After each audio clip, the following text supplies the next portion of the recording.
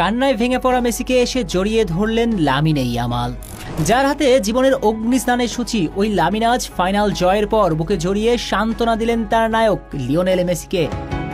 মানসিকভাবে যেন শক্ত থাকেন, সেজন্যই নিজ আইডলকে জড়িয়ে ধরেছিলেন স্প্যানিশ সুপারস্টার।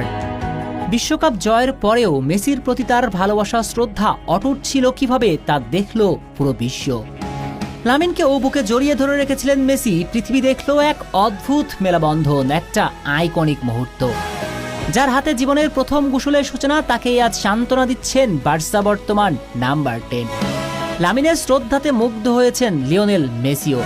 তাই তো কন্দনরত মেসি কিছু মুহূর্তের জন্য শিরোপা হারানোর দুঃখ ভুলে স্প্যানিশ তারকাকে ভালোবাসাতে ভরিয়ে দিয়েছেন।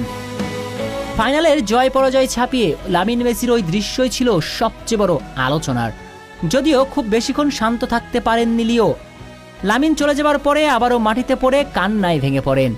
স্পেনের বিপক্ষে 10 জনের আর্জেন্টিনা শত চেষ্টা করেছে, বুক চিতিয়ে লড়েছে, হারার আগে হারেনি। তবুও শেষ পর্যন্ত ফেরান তোরেসের গোলে অতিরিক্ত টাইমে হেরে যায় আকাশ নীলরা। তবে লামিন মেসির ওই মুহূর্তে আসল জয়টা হয়েছে ফুটবলের।